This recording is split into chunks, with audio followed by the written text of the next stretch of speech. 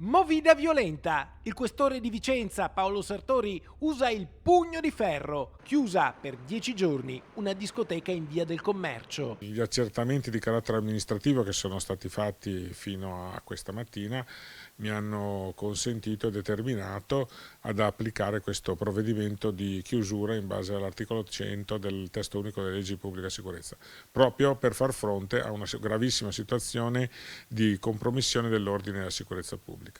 Gli investigatori intanto stanno portando avanti le indagini per stringere il cerchio attorno ai responsabili dell'ultima maxi rissa, una trentina di giovani, in buona parte stranieri, che si sono affrontati in prossimità della discoteca in maniera particolarmente violenta. Secondo i testimoni, qualcuno avrebbe utilizzato anche armi improprie come cacciaviti e persino strumenti che avrebbero rilasciato scariche elettriche tipo taser. Uno dei testimoni avrebbe raccontato di essersi allontanato in tempo per non essere coinvolto negli scontri, ma la sua vettura è stata presa a calci sulla portiera.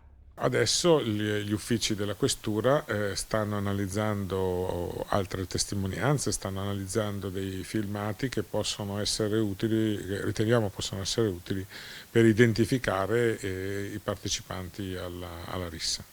Lo scontro è stato talmente violento da richiedere l'intervento congiunto della questura e della SETAF dei carabinieri, ma quando hanno sentito arrivare le forze dell'ordine, i giovani coinvolti nella rissa si sono subito allontanati. Adesso, grazie ai video girati coi cellulari, alle testimonianze e alle telecamere di videosorveglianza, gli investigatori stanno lavorando per risalire ai protagonisti dello scontro, che non è il primo che si verifica a Vicenza. Insomma, un fenomeno anche sociale che però non è ammissibile. Da qui la tolleranza zero del questore.